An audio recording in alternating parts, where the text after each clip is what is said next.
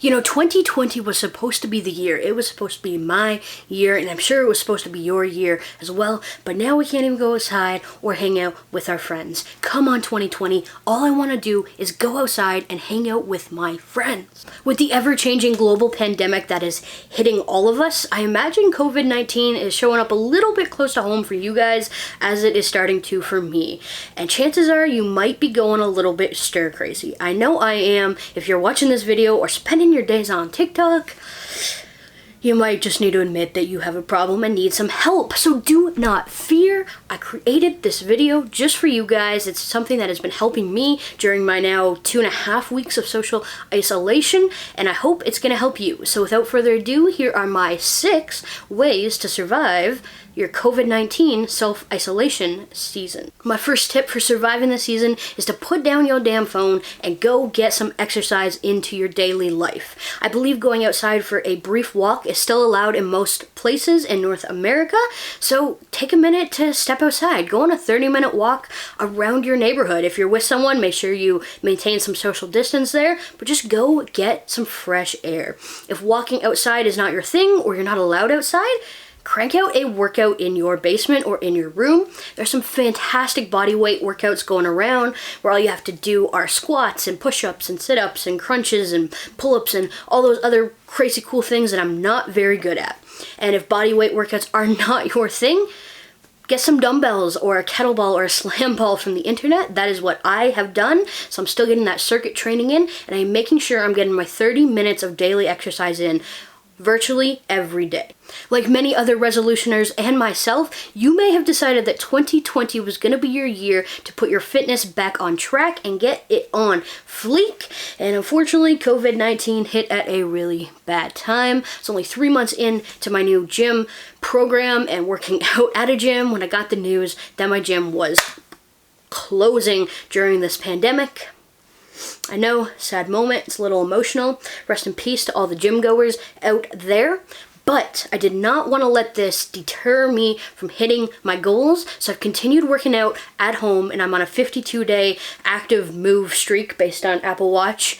Exercise is something that is so very important for us as humans. Just getting that 30 minutes in, whether it's walking, running, biking, crunches, sit-ups, pull-ups, whatever your jam is, just being able to get up, get the blood flowing, put your phone down, exercise a little bit, get that heart rate moving. It's going to make you a happier and healthier person, and it is going to really help keep you sane while you're trapped inside. So whatever you're doing, get up off the couch, put those Oreos down. I see you there eating those Oreos. Put them down and give me 10 push-ups. Let's go. There's a push-up challenge going on Instagram. No, a little bit of fitness never hurt anyone. My second tip to survive this season is to practice gratitude. Did you know that it is really difficult to be both thankful and anxious, angry, disappointed, and sad at the same time? Those feelings don't mix, they're opposites. So when you can focus on the positive side of things and be thankful for things, even when there's negativity all around, you're gonna rewire and retrain your brain to see things for what they're worth and to see the good even in the bad situations. So during this time, when there's so much negativity on the news, when you can't leave your house, when you can't hang out with your friends, just focus on the positivity. Start a gratitude journal. Every morning when you wake up, just write down 5 things that you are really thankful for right now, and you're going to start to train your mind to be less negative, less anxious, and to instead be thankful and grateful and positive for everything that you have in your life right now. In fact, just for the fun of it, I'm going to list 5 things that I am thankful for right now in this very moment, even though I am trapped inside my house. Here we go. Number 1, thankful for my family. I do live with my parents. They're fantastic. They're awesome. They're letting me live with them. So I'm thankful that I have both of my parents. Number 2, I'm thankful that I have a safe house. That is something that we take for granted a lot. I'm very involved with homeless outreach and an advocate for the homeless. There's people that don't have a place where they can safely isolate from the rest of society, and they're susceptible as a result. So I am so thankful that I have a safe house to be at. Number 3, I am thankful I am going through a pandemic during the era of the internet. Could you imagine just for 1 minute what this current situation would look like without the internet? Not being able to send memes to your friends, not being able to distract yourselves, not being able to FaceTime anyone, not being able to have those Zoom business meetings that you detest every day. Come on, people. We have the internet. We're gonna make it through this social isolation period. Number 4, I am so thankful I live in the great country of Canada. First of all, there is a free medical system here. So if you are sick, if you do feel like you have coronavirus, you're able to go get checked out and get tested, and it's not gonna actually cost you anything. We seem to be handling this crisis a little bit better than some of the other places in the world, so I'm thankful for that. Don't get me wrong, we are still affected and we are still in kind of lockdown situations, but I'm so thankful for the country that I'm currently living in, the leadership that's actually doing a really, really great job, and just having access to free healthcare and living in a free country. Number 5, believe it or not, I'm just super thankful that this has kind of allowed us as an entire world to slow down and hit the pause button and just kind of, for a lot of us, rethink what's important to us, rethink what we're doing in our lives, and just have this period to rest and not be always on the go, not be anxious about paying bills and providing for families. Although, don't get me wrong, lots of people are still anxious about that. Lots of people are losing their jobs. But I really feel like this is just a season of rest for so many people, and I'm thankful that we're kind of been forced into that season of rest. My 3rd piece of advice is that if you can, remember that while we are supposed to be physically distancing, we don't necessarily have to be social distancing. Now, hear me out on this. It is very important to stay physically apart from other people to avoid spreading, but you can still find community during this time. I truly believe that we are beings made for community. We're meant to be with other people. It's who we are as humans. We need that face-to-face interaction, that physical touch from other people.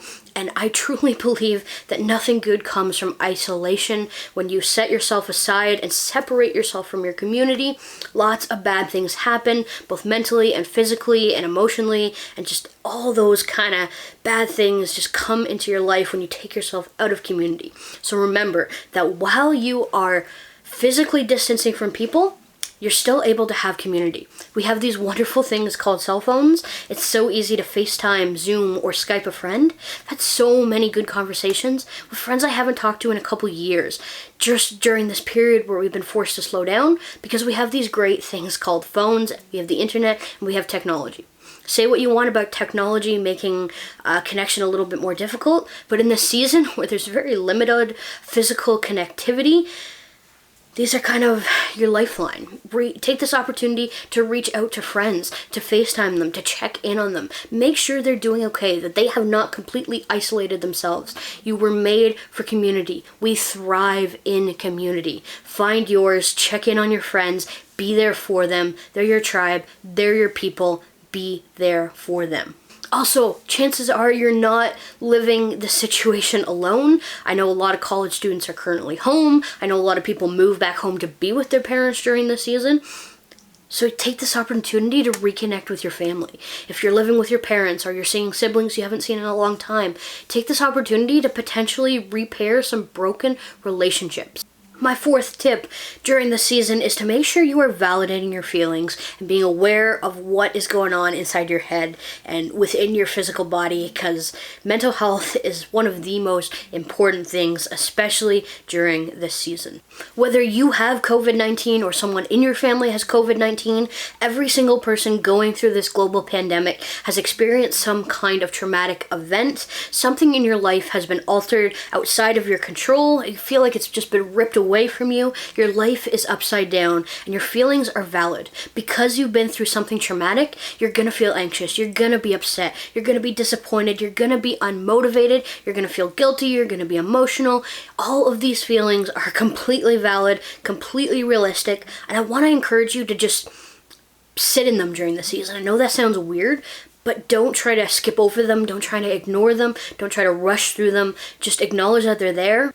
The first 2 weeks of this isolation period were really rough for myself. I was really discouraged and anxious and emotional and just tired and completely unmotivated, and I just didn't understand what was going on with myself personally. I was kind of in denial about being affected by the COVID-19 situation, but the more I allowed it to sink in, the more I understood what was going on. I was experiencing grief, and that's something that we are all going through to a certain extent during this period. This is a traumatic event. It's changed so much in the blink of an eye. School, jobs, families, so many things have been altered, even our freedom to go outside. So it's okay to feel these things. It's okay to not be productive. It's okay to not be happy all the time. Be gentle with yourself. Give yourself grace during the season. That is the most important thing you can do.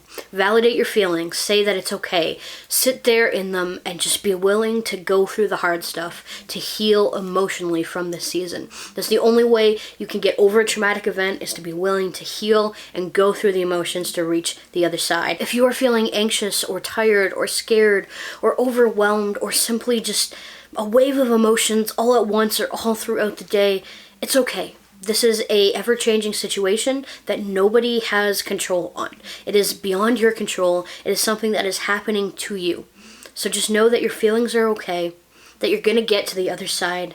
Just be willing to go through that, to heal from this traumatic event. Because once you reach that other side, you're going to unlock a whole new level of power within you that you didn't even know was there. That's what happened to me late last week. Something just switched in my brain like that, and I'm just completely changed. The number 5 thing I would suggest during this period of time is to use this time wisely. How many of y'all are sitting there and constantly use the excuse of not having enough time? Well, guess what, fool? Now you have all the time in the world. You have an abundance of time to accomplish whatever you want.